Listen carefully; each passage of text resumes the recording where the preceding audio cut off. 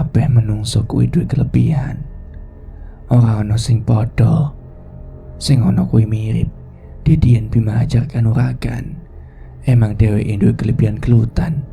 Yen kowe maksa sinau kanuragan, ya iso ning ora bakal luwih sedulurmu kuwi.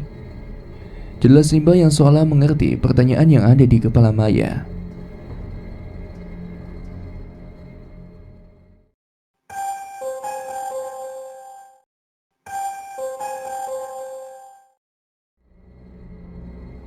Assalamualaikum warahmatullahi wabarakatuh. Jumpa lagi dan selamat datang kembali di channel Netra Kala. Seperti biasanya pada kesempatan kali ini saya akan membagikan sebuah kisah misteri. Kisah kali ini berjudul Labuh Mayit. Bagi teman-teman semua yang ingin langsung membaca cerita ini, bisa langsung klik link yang sudah saya sisipkan di kolom deskripsi video ini. Dan bagi teman-teman yang belum subscribe, silakan bisa tekan tombol subscribe terlebih dahulu dan jangan lupa aktifkan lonceng notifikasinya agar tidak ketinggalan update video terbaru dari kami.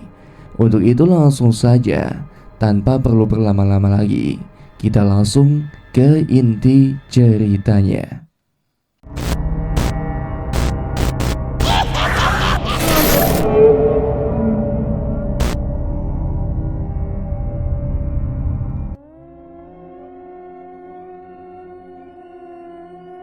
Beberapa waktu yang lalu. "Ci, udah sehat belum?" tanya Eni saat sudah berada di dalam kamar Panji. "Udah mendingan, Bu.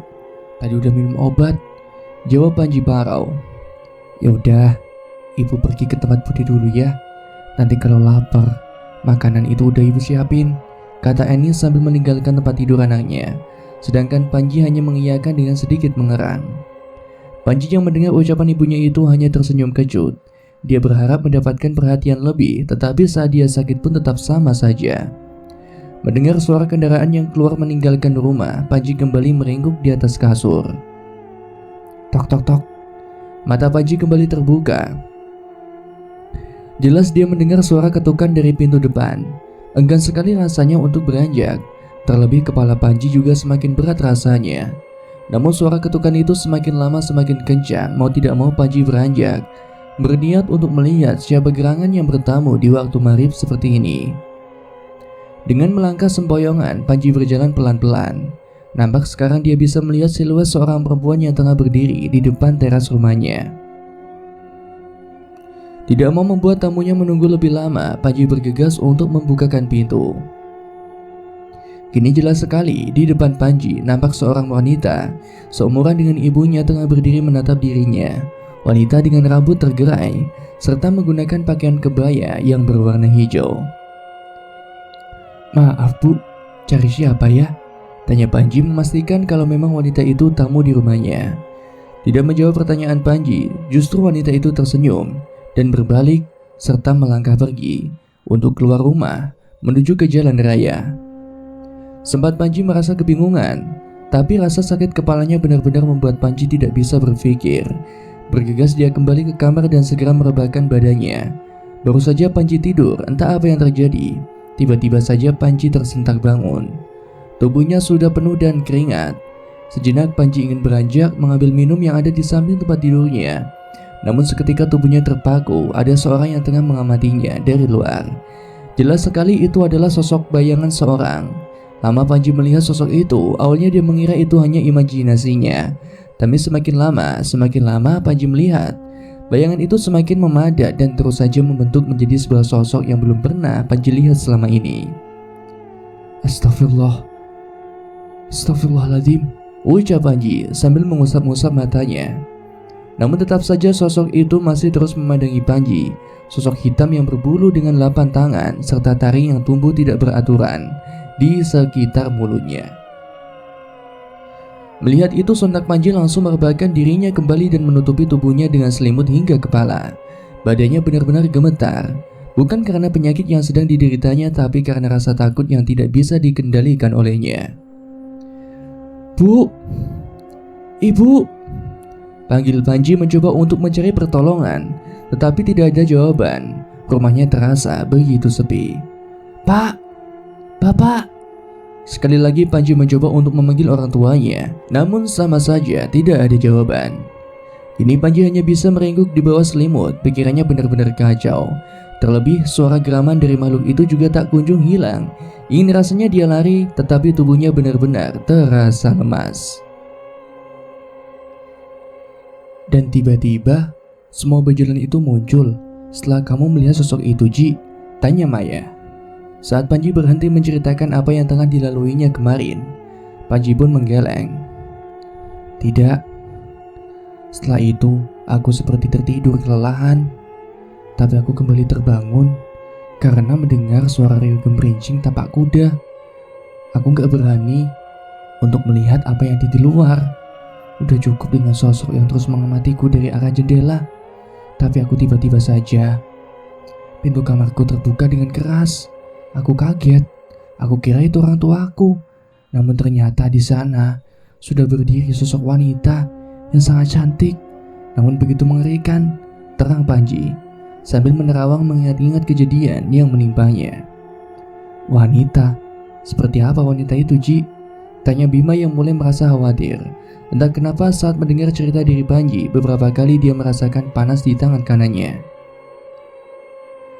"Wanita yang pakai pakaian kuning, rambutnya disanggul, serta mata yang berwarna merah," ucap Panji bergidik.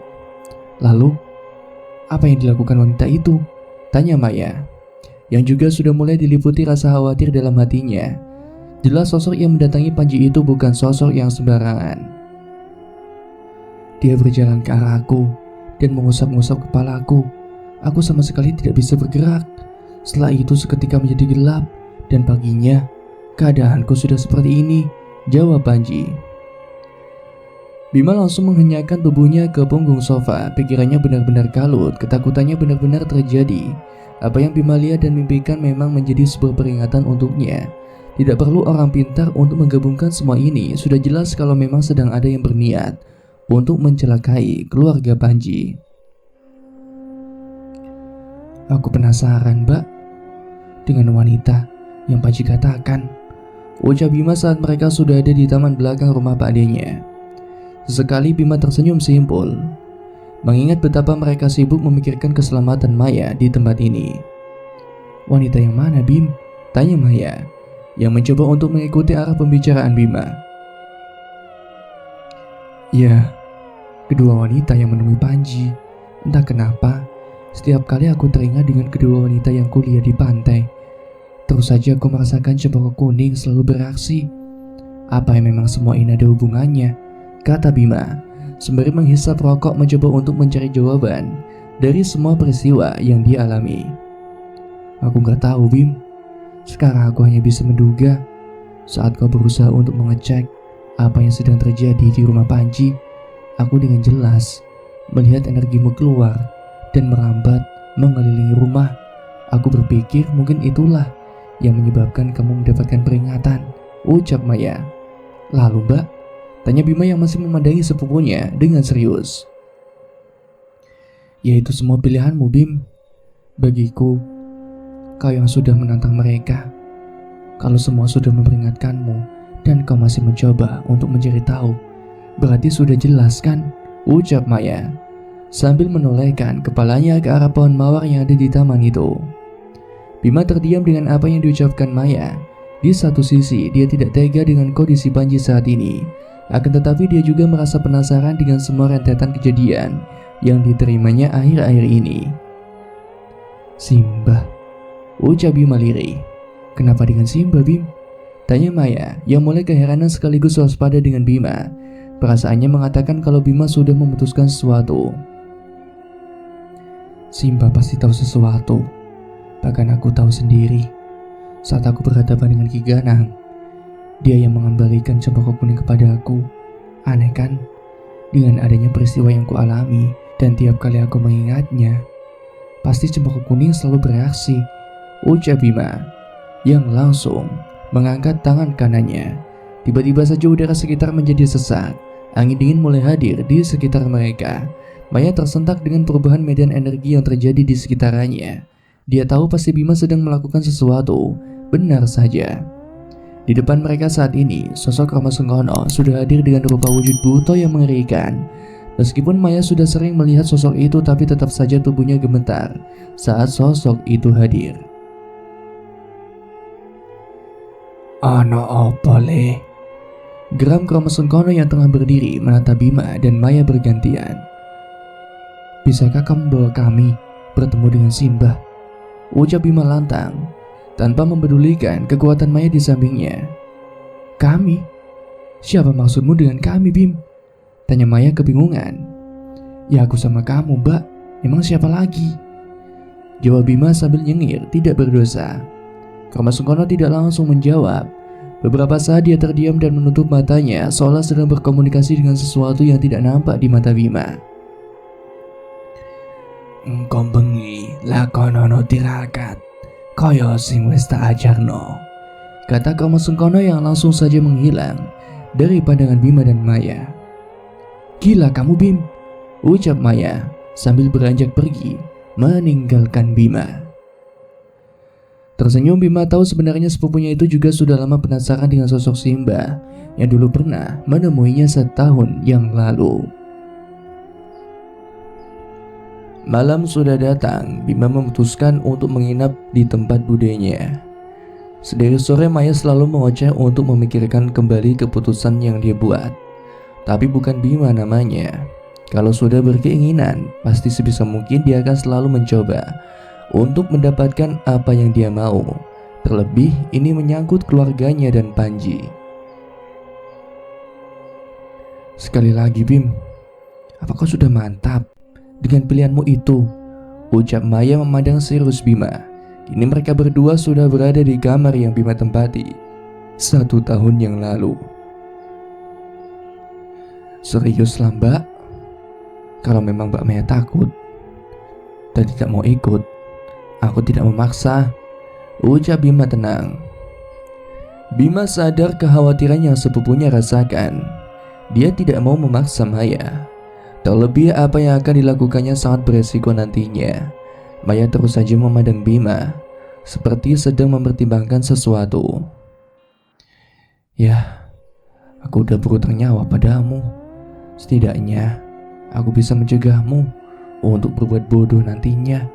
Mari kita lakukan," ucap Maya sambil menghembuskan napas yang panjang dan kasar. Bima yang mendengar itu hanya terkekeh dan langsung duduk bersila.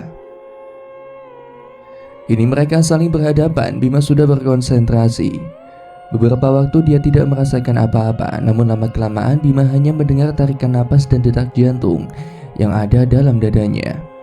Suasana semakin terasa senyap. Angin dingin mulai berhembus. Sesekali Bima merasakan kulitnya seperti tersentuh es batu yang sangat dingin, hingga dia merasakan sensasi yang amat dia kenali. Sebuah tarik-tarikan kecil di ujung kepalanya. Tiba-tiba saja ada sesuatu yang menariknya kuat ke belakang. "Buka matamu," ucap suara yang sudah Bima kenali. Membuka matanya, dia saat ini tengah berada di pekarangan gubuk Simbah. Dilihatnya Maya sudah berdiri dan memandangnya sekeliling. Ada sesuatu yang jatuh ke perut Bima. Sebuah kenangan saat sosok laki-laki itu tengah berdiri di depan amben yang dulu sering mereka gunakan. Sekali lagi Bima memandang sekitar. Keadaan di sini tidak banyak berubah. Masih banyak penduduk alas lali jiwo yang berseliweran tetapi tidak berani mendekat ke arah gubuk Simbah. "Ayo," ucap Rama Sengkono yang sudah berjalan beberapa meter di depan Bima dan Maya. Tidak mau berlama-lama, akhirnya mereka berdua berjalan mengikuti Rama Sengkono. "Simbah sedang pergi?" tanya Bima saat mereka sudah duduk di amben depan gubuk. "Aku orang ngerti, ditunggu hai," ucap Rama Sengkono. Sedangkan Maya dari tadi hanya diam dan terus saja memperhatikan sekelilingnya. Lama mereka menunggu, bahkan tidak ada satupun dari mereka yang berani mengetuk pintu gubuk milik Simbah. "Wes suwe le dong ngenteni." Tiba-tiba saja terdengar suara. Mendengar itu Bima sedang melamun langsung melompat jatuh, sedang Maya menjerit dan langsung berdiri menoleh ke arah sumber suara. "Le, ngopo do kaget, kaya weruh demit wae," ucap Simbah terkekeh melihat kelakuan Bima dan Maya. sedangkan Bima hanya mendengus mendengar ucapan Simba. "Simba?" kata Bima yang langsung menghampiri sosok itu. Melihat itu, Simba tersenyum dan mengusap-ngusap kepala Bima, sedangkan Maya masih terus diam. Dia bingung apa yang harus dilakukannya. "Renendo, ra usah wedi," ucap Simba sambil melambaikan tangannya pada Maya.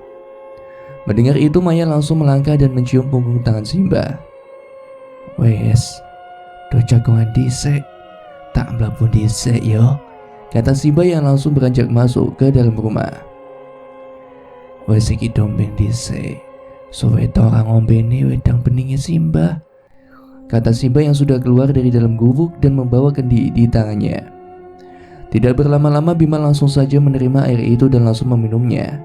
Sedangkan Maya baru pertama kali melihat itu hanya diam, memandang Bima dengan ekspresi khawatir di mukanya.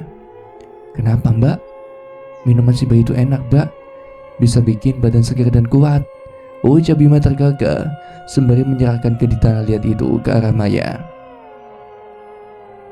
Sempat ada keraguan dalam batin Maya, tapi melihat muka Bima yang bahagia, hatinya tiba-tiba saja mantap menerima kendi berisikan air bening itu. "Gimana, Mbak? Enak kan?" ucap Bima yang terus saja memandang. Sejenak Maya terdiam. Dia mengecap-ngecapkan lidahnya seolah sedang merasakan sesuatu. "Aneh, air ini bening, tapi rasanya manis. Apalagi ada benda warna keemasan yang muncul di dalamnya," ucap Maya sambil terus memutar-mutarkan kendi di hadapannya. Mendengar ucapan Maya, justru Bima yang kebingungan. Dia sama sekali tidak melihat pendar cahaya yang dimaksudkan oleh sepupunya itu. Bima menoleh ke arah Simba. "Ora apa-apa. Kowe karo dulurmu yo jelas beda to, Le. Siji iso kelutan, sijine iso nambani," kata Simba terkekeh melihat ekspresi Bima yang kebingungan. "Wes, kowe engko iso diomongke. Saiki apa keperluanmu ning kene?" tanya Simba yang sudah duduk di amben. Bima dan Maya masih saling tatap, sedangkan Krama Sengkono masih diam berdiri di belakang Bima. "Ngapunten, Mbah, kula ajeng tanglet," ucap Bima yang langsung saja menceritakan semua kejadian yang dialami, tentang bagaimana dia melihat sosok wanita dengan energi yang begitu besar, sampai rasa panas yang muncul di tangannya. "Kabeh wis memang dalane Gusti Le, ora iso ana sing nyegah utawa nglancarke. Getih sing ana ning jero awakmu kuwi duweni sejarah dhewe. Sang raja kuwi dudu sembarang wong. Nek wis waya kowe ngerti, mengkone bakal ngerti. Saiki perkarane ora kuwi, tapi yen kowe emang niat nulungi kancamu, kowe kudu iso nggawe cempaka kuning metu saka pusaka sing mbok gawa kuwi," ucap Simba dengan senyum khasnya. "Tapi Mbah, pripun carane ben kula saged damel cempaka kuning niku medal?" tanya Bima pada Simba yang kini sudah duduk bersila di depannya. Simba terdiam, dia memandang lurus mata Bima yang berkedip, seolah sedang membaca sesuatu yang tidak Bima ketahui. "Krama Sengkono," panggil Simba sambil memalingkan mukanya ke arah Krama Sengkono. "Nggih, Mbah, sendika dawuh," ucap Krama Sengkono yang langsung saja berjalan ke arah Bima. Tanpa ada peringatan dan aba-aba, tiba-tiba saja dia menyentuh pundak Bima. Sekali lagi Bima merasakan sensasi terhimpit benda padat yang menyesakan. Saat membuka mata, dia sudah berpindah ke halaman gubuk Simba. Bima memandang Krama Sengkono, tidak paham apa maksud Simba meminta Krama Sengkono untuk membawanya pindah ke pekarangan gubuk. "Ada apa?" tanya Bima, melihat lurus ke arah Krama Sengkono. Bukannya menjawab, justru Krama Sengkono tersenyum menyeringai. Seketika Bima sadar apa tujuan Simba. Tanpa menunggu komando, langsung saja dia memusatkan energi di kedua tangannya. "Bagus. Di dalam pertarungan tidak pernah ada apa-apa. Sudah setahun aku melatihmu. Saatnya kini menguji kemampuanmu, Bim," ujar Krama Sengkono yang juga sudah bersiap. Bima tersenyum, jantungnya berdebar dengan keras. Sudah lama sekali Bima ingin memukul kepala Krama Sengkono. Entah kenapa dia selalu merasa sebal saat mulut pedas Krama Sengkono mengucapkan sesuatu yang menyebalkan. "Kau takut, Bim?" ucap Krama Sengkono mengejek. "Maumu?" ujar Bima yang terus saja memandang Krama Sengkono. Tersenyum tiba-tiba saja Krama Sengkono sudah menghilang. Bima memejamkan batinnya dan benar saja. Untung Bima sudah menajamkan batinnya. Sesuai perkiraannya pasti Krama Sengkono akan menyerang dari belakang. Beruntung Bima langsung sigap menghindar walau dia harus mundur beberapa langkah karena efek serangan yang diberikan oleh Krama Sengkono. "Kau tahu, itu curang. Aku tidak pernah bisa berpindah tempat sepertimu. Apa ini yang biasa dilakukan demit seperti kalian? Selalu bermain licik," ujar Bima, mencoba memprovokasi Krama Sengkono. "Semua sah dalam perang," ucap Krama Sengkono. Kali ini giliran Bima mencoba menyerang Krama Sengkono. Keduanya saling serang dengan kekuatan yang mengerikan. Bahkan pohon-pohon yang terkena serangan mereka tiba-tiba saja langsung terbakar dengan hebat. Sementara itu, "Astaga," ucap Maya yang melongo melihat kekuatan yang dimiliki oleh Bima dan Krama Sengkono. "Kenapa, Nduk? Ojo kagetan yen wis ning kene," kata Simba yang berdiri di samping Maya. "Jimba, namun kula mboten ngertos yen Bima niku sakit gelutan," ucap Maya yang masih saja terbengong. "Awakmu yo iso, Nduk. Tapi dudu Krama Sengkono sing bakal ngajari kowe. Saya kita ajari carane ben kowe iso ndelok wong-wong sing duwe niatan elek marang wong liya," ucap Simba yang langsung meminta Maya untuk duduk di amben. Maya terpukau. Dia sejenak memandang Simba.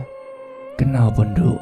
Ya ini tak omongi Siti," ucap Simba yang menepuk-nepuk tangannya ke amben meminta untuk Maya segera duduk di sebelahnya. "Kabeh menungso kuwi duwe kelebihan. Ora ana sing padha. Sing ana kuwi mirip. Didian Bima ajarkan uragan. Emang dheweke duwe kelebihan gelutan. Yen kowe maksa sinau kanuragan, ya iso ning ora bakal ngluwi sedulurmu kuwi." Jelas Simba yang seolah mengerti pertanyaan yang ada di kepala Maya. "Jimba, Maya manut mawon," ucap Maya masih merasa sungkan dengan sosok yang ada di sampingnya itu. Simba pun terkekeh. "Emang lanang karo wedon kuwi beda. Saiki jogong sila, terus rasakno apa wae sing ana ning sekitar kene. Tenang no awakmu, ben kabeh ngalir saka ati tekan pikiran," jelas Simba. Maya mulai melakukan apa yang Simba minta. Awalnya dia tidak merasakan apa-apa, namun tiba-tiba saja semuanya berubah. Dia mendengar dan melihat di dalam kepalanya semua yang terjadi di sekitarnya. Semua teriakan dan amarah, kebahagiaan dan kesedihan bercampur menjadi satu. "Saiki fokus karo apa sing mbok delok. Jarno kabeh sing ora pengen mbok delok. Rasano sampe atimu iso ngrasake sak pengen mbok ngerteni," ucap Simba. Maya mencoba untuk memfokuskan keinginannya untuk mengetahui apa yang Bima rasakan. Melihat apa yang ingin Bima lakukan, perlahan dia bisa melihat Bima yang sedang bergerak lincah menghindari serangan demi serangan yang dilontarkan oleh Krama Sengkono. Bahkan beberapa kali Bima juga membuat serangan yang mematikan. Lebih jauh lagi, Maya sekarang merasakan kegigihan yang ada dalam batin Bima. Namun tiba-tiba saja semuanya berubah. Kini Maya sedang berdiri di atas pasir, kebingungan dengan apa yang terjadi. "Rasa sumeleng." "Simba," ucap Maya saat mendengar suara Simba. Ini dia mengedarkan pandangannya. Tidak ada seorang pun yang ada di sana. Pantai itu benar-benar sepi. Maya berjongkok, mencoba mengambil pasir dengan tangannya. Jelas dia bisa merasakan butiran pasir yang bergesek kulit telapak tangannya. Dan duar. Ketika Maya menoleh, jauh di depannya kini dia melihat sebuah pertarungan. Buru-buru dia melangkah, kaget dengan apa yang dia lihat. Bima sedang berdiri dengan satu sosok cantik dan di hadapannya ada sosok Krama Sengkono, Banaspati, serta Pak Arif yang tergeletak tidak sadarkan diri. Menarik napas dalam-dalam, Maya sudah berada di amben gubuk Simba. Napasnya memburu. Sesekali dia melihat Bima yang tengah menikmati pertarungannya dengan Krama Sengkono. "Bah," ucap Maya lirih, matanya mulai memanas. "Kowe tugasmu kawin jogo sedulurmu Ben ora salah dalan, ucap Simba yang langsung bangkit dan kembali melihat Bima bertarung dengan Kromo Sengkono. Ngapunten Mbah, kulo kedah pripun, ucap Maya saat sudah berada di samping Simba. Kowe engko bakal ngerti. Ketise ana ning jero awakmu karo Bima kuwi iso gawe tentrem, tapi yo iso gawe cilaka, ujar Simba. Maya terdiam. Dia memikirkan apa yang barusan dia lihat. Napa niki enten hubungane Mbah kalian demit sing gawe Panji cilaka Mbah? Tanya Maya yang masih saja menatap Simba. Kabeh kuwi ana hubungane le.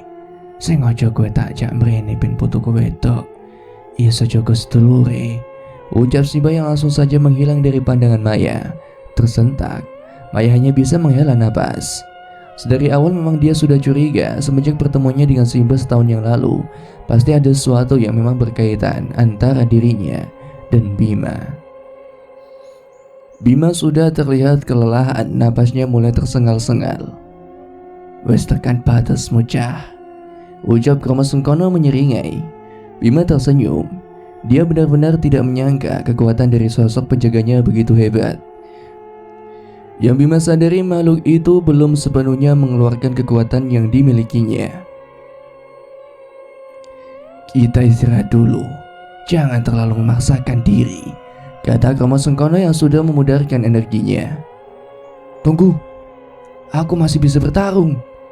Buk, Bima tersungkur. Ia merasa badannya begitu letih, sigap Kromo Sengkono langsung berpindah ke samping Bima dan membawanya ke amben yang ada di depan gubuk Simba. Bima kenapa? Tanya Maya panik saat melihat Kromo Sengkono merebahkan tubuh Bima di amben. Dia terlalu memaksakan diri, energinya habis terkuras, jawab Kromo Sengkono. Saiki jajalan, tambani dulu mundur, ucap Simba yang sudah ada di samping Maya. Kaget, Maya menjerit kecil. Dia belum terbiasa dengan kemunculan mereka yang tiba-tiba seperti itu. Pripun carane Mbah? Kata Maya sambil melihat ke arah Simba. Kaya sing tak ajarnya mau, terus tenagamu mbok alirke Bima, kata Simba.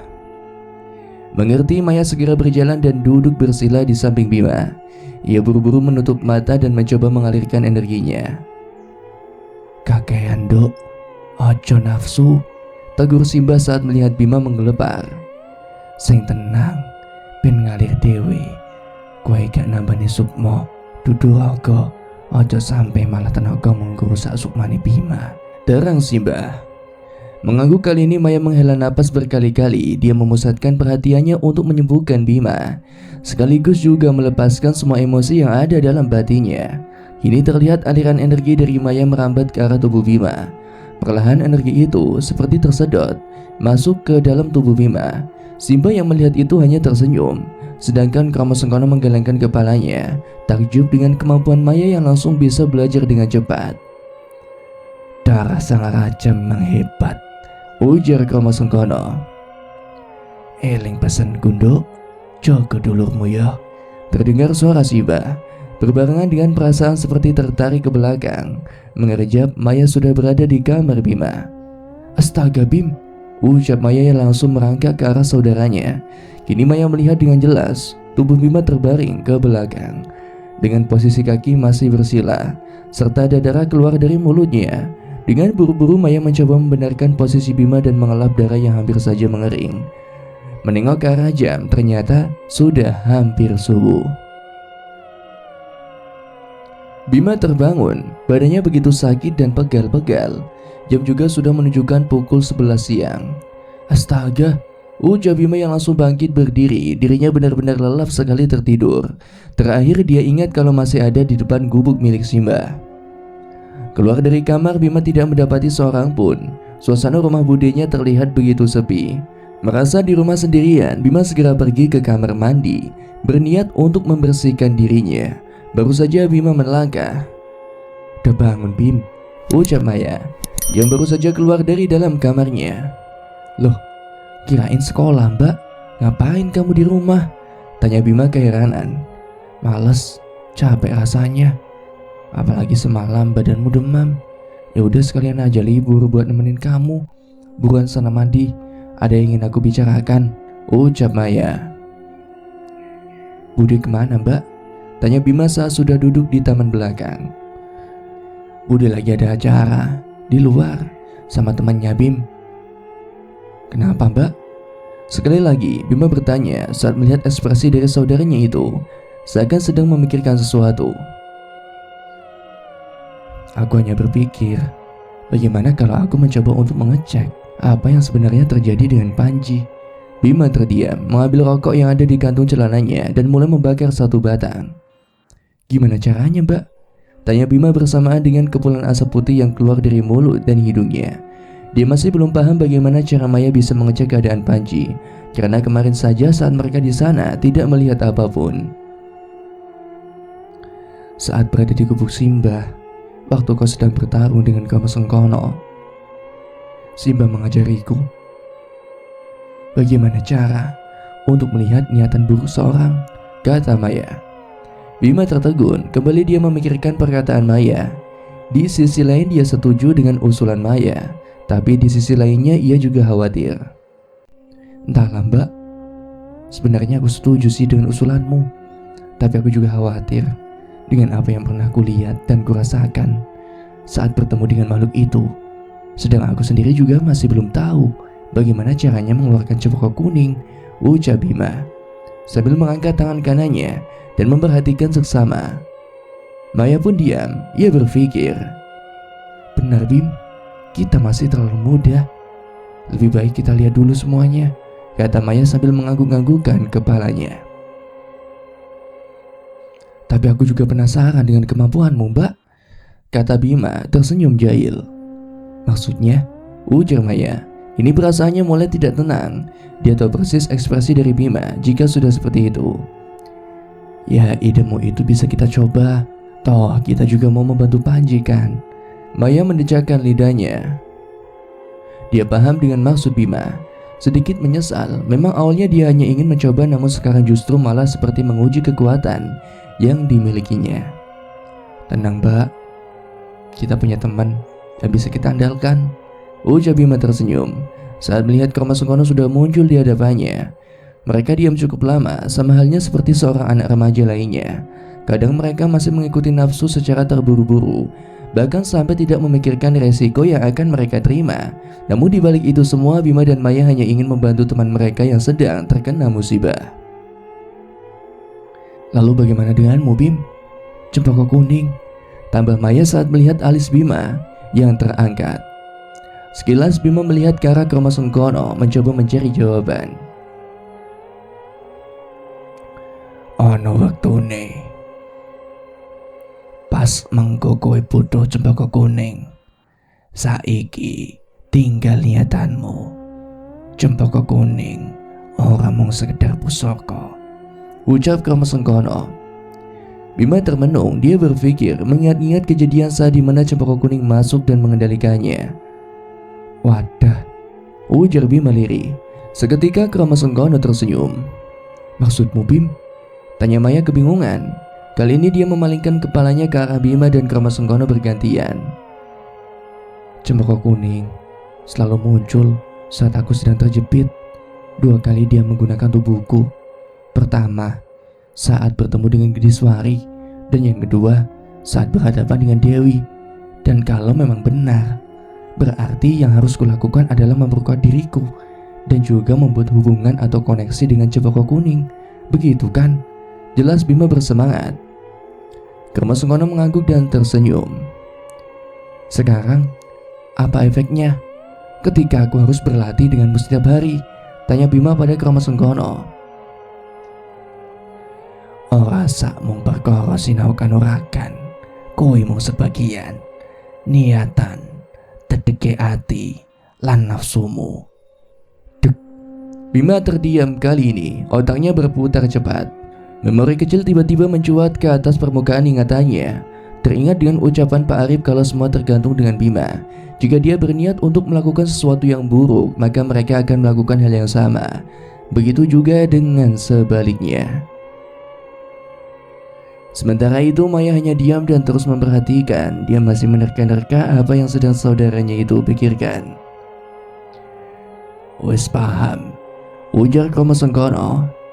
Sampun bah, ujar Bima bersama dengan sosok Romo Sengkono yang menghilang. Bim, tanya Maya pelan. Sekarang aku paham, Mbak.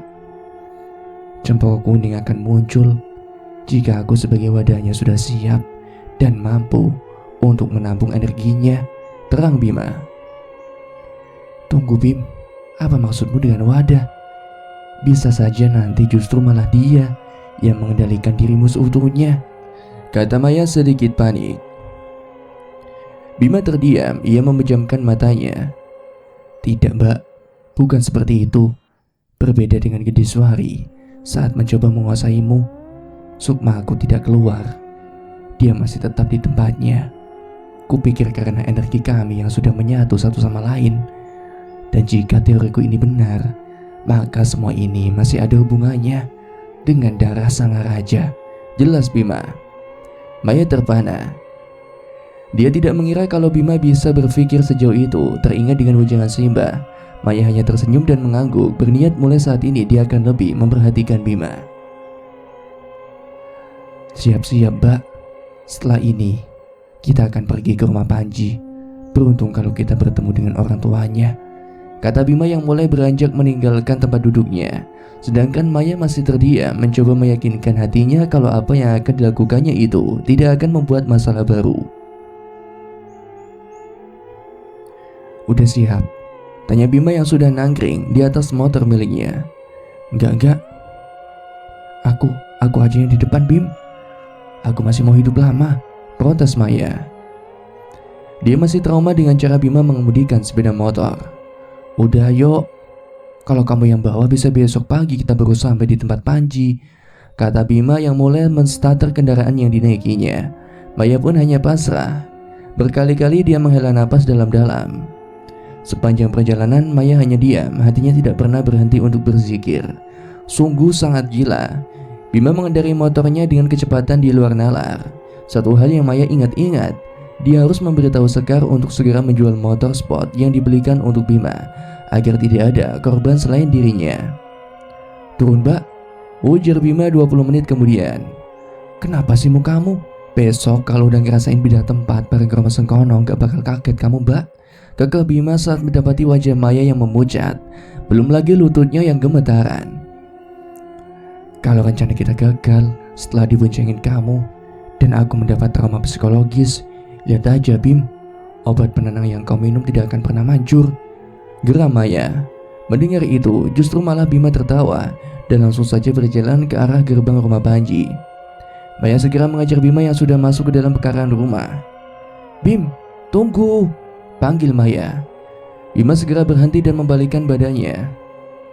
Saat sudah di dalam, jika nanti kita tidak bertemu dengan orang tua Panji, aku butuh foto mereka Bim. Dan ingat, jangan sekalipun mengeluarkan energimu di sini, paham? Ujar Maya. Yang kedua aku paham Mbak, tapi buat apa foto dari orang tua Panji? Tanya Bima mengerutkan dahinya. Dia bingung dengan permintaan aneh Maya.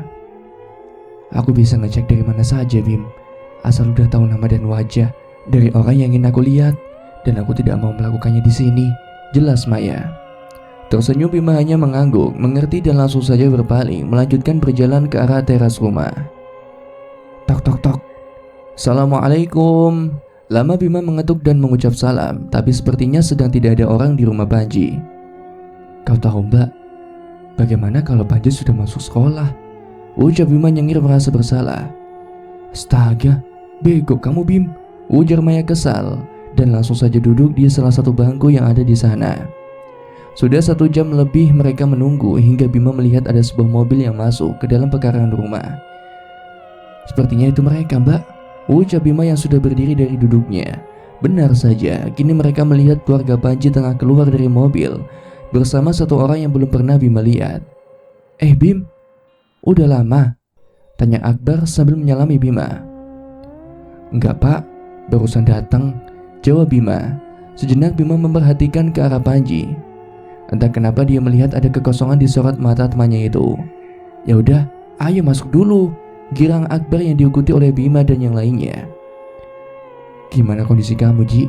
Tanya Bima saat sudah duduk di ruang tamu. Kini Panji terlihat berbeda, tatapannya kosong, bahkan hampir seperti orang yang sudah tidak memiliki semangat hidup sama sekali. Bima tidak berani mengecek keadaan Panji menggunakan kemampuannya.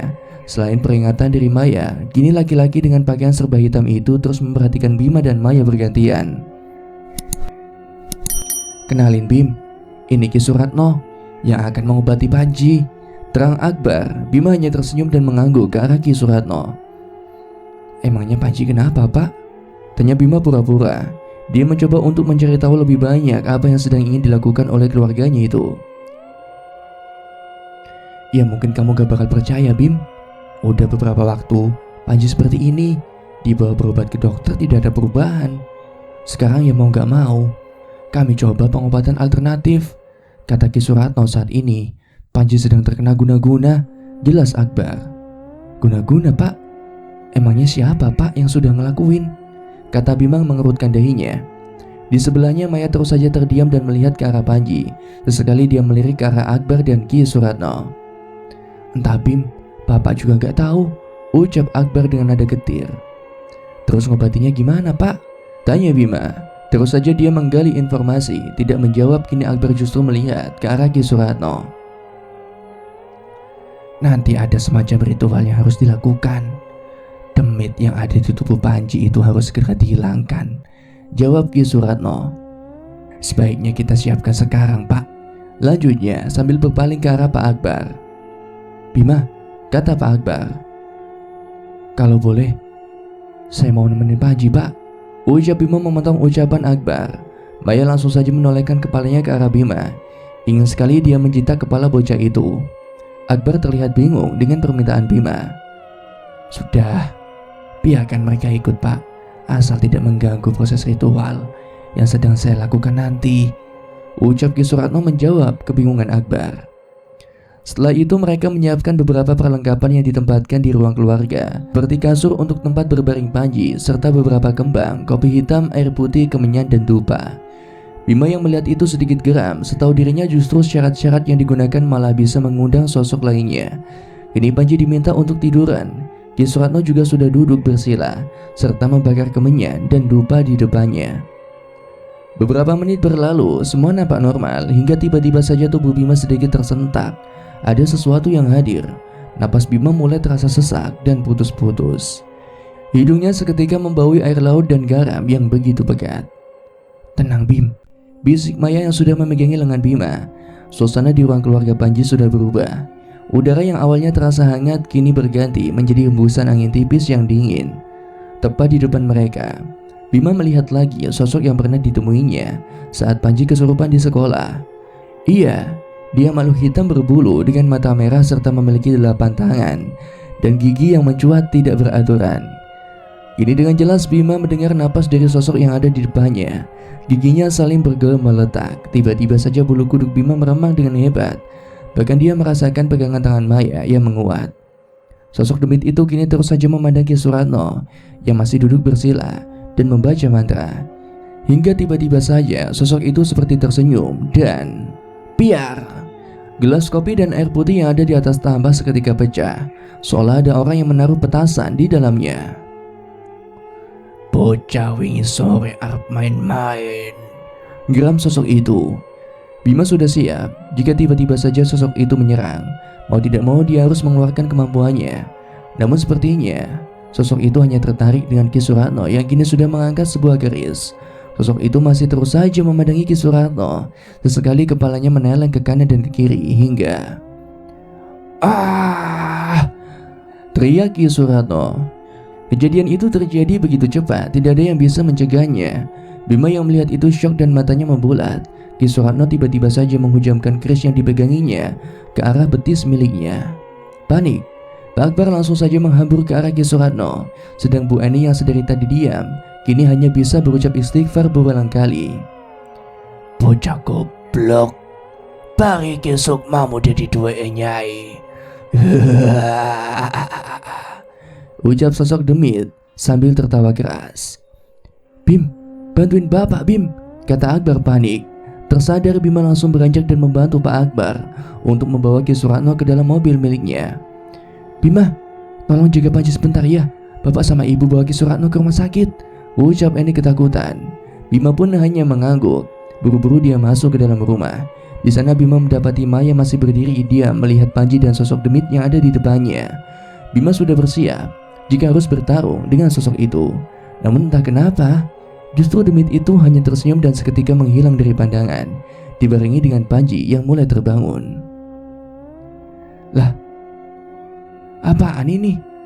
Ucap Panji kebingungan saat melihat sekitarnya. Kerjaan kamu, Bim, tuduh Panji saat melihat Bima tengah berdiri tidak jauh darinya. Bima berpaling melihat ekspresi dari sepupunya yang kini melihat keheranan dengan mulut setengah terbuka.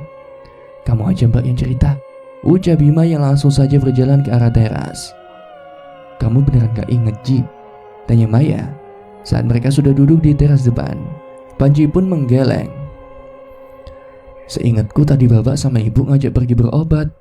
Terus pas sudah sampai di situ, ada bapak-bapak yang keluar pakai pakaian hitam. Nah, habis itu kami disuguhi minum. Setelahnya aku ngantuk dan gak ingat apa-apa. Jelas Panji.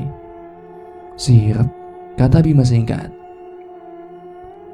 Jadi aku gak bisa sembuh ya, Mai? Tanya Panji dengan tatapan sendu, mengabaikan ucapan Bima. Katanya sih enggak, Ji, sambar Bima. Mendengar itu, Panji terlihat lemas dan matanya mulai memerah. Bim, tegur Maya. Sedang Bima hanya nyengir merasa bersalah. Udahlah, Ji, paling tidak kamu masih hidup, walau dengan muka penuh burik, kata Bima enteng. Sekali lagi ngomong, ku buat mukamu penuh dengan luka codet, Bim. Geram Maya yang kesal dengan ucapan sepupunya itu. Mampus, ucap Panji senang. Sejenak Bima menatap Panji. Sedetik kemudian keduanya nyengir dan tertawa terbahak-bahak. Masing-masing membayangkan beduk codet yang akan dibuat Maya di muka Bima. Maya yang melihat itu hanya menghela napas. Tangannya spontan bergerak memegangi pelipisnya yang tidak terasa sakit. Kedua bayi ini benar-benar ajaib, batin Maya. Dapur di mana, Ji? Tanya Maya setelah beberapa saat. Di kamar, jawab Bima dan Panji bersamaan. Saling tatap kemudian mereka kembali tertawa.